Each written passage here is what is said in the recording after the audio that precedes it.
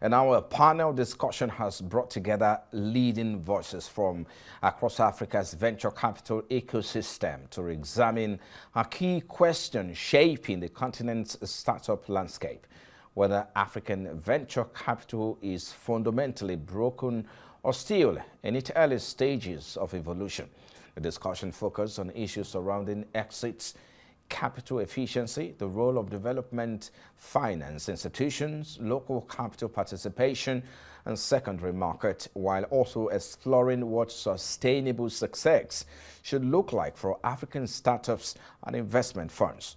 Panelists drew on years of hands-on investment experience across Africa and global markets, offering candid and nuanced perspectives on the opportunities and challenges facing the sector.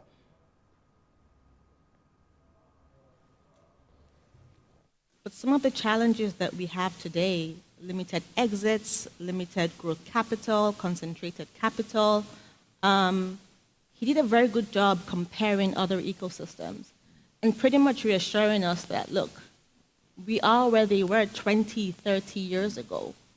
But having said that, I think there's still a lot that has to be done. I really like the conversation around non-dilutive capital. What are we doing to ensure that our founders have non-dilutive, de-risked capital?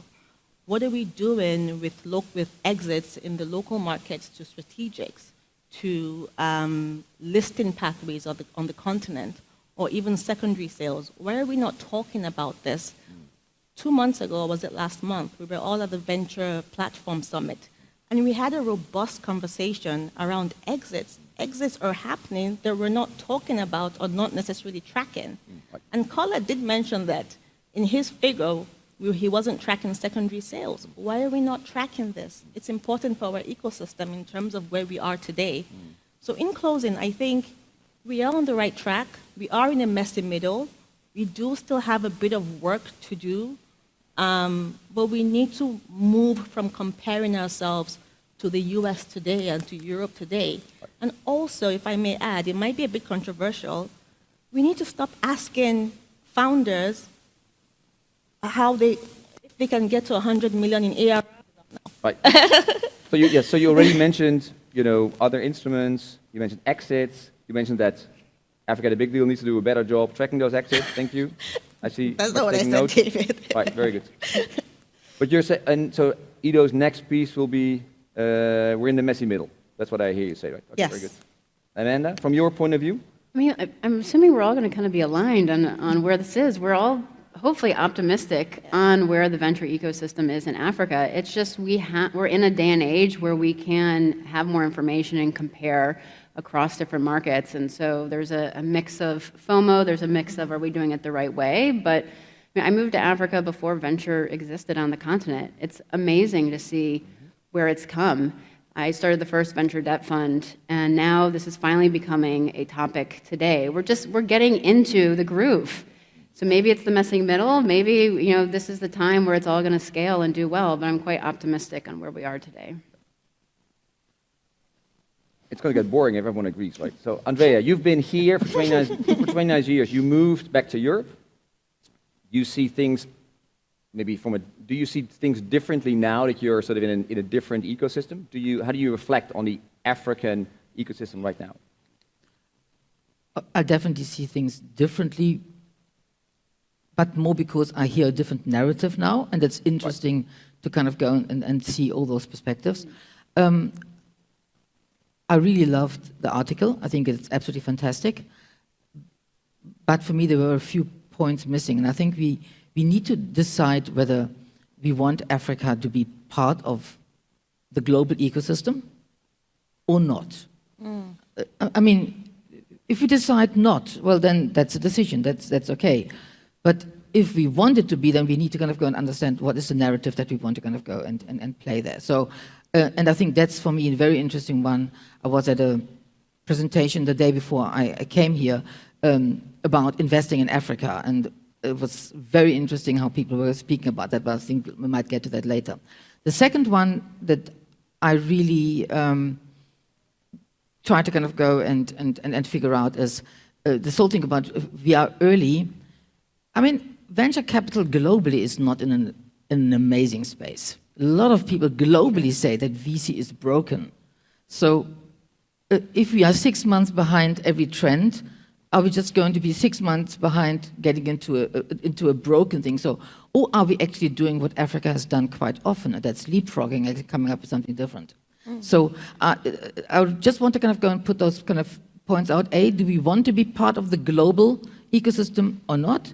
And B, well, if globally there's a big question mark behind venture capital, well, following the same path might actually not be the right thing at all. Right. I'm gonna stir things up a little bit before Kola comes, because otherwise we're gonna get, because, okay, so USAID, geopolitical challenges, we have the first vintage of VC funds bring back their returns. It's not a pretty picture. Returns are not there yet. We are over-dependent on overseas funding, be it IFC, being the European DFIs.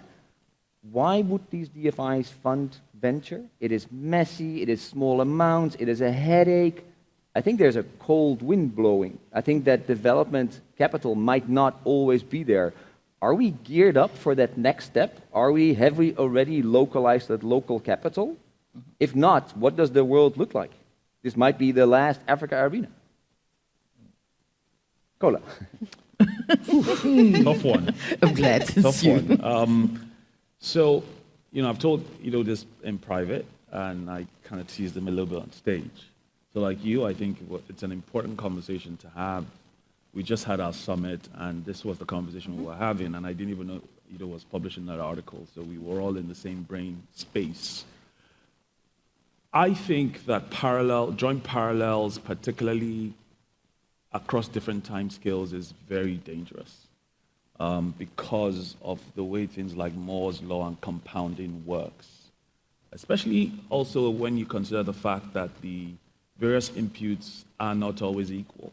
So it's very tough to draw parallels, but as humans, we have to think in comparisons, right?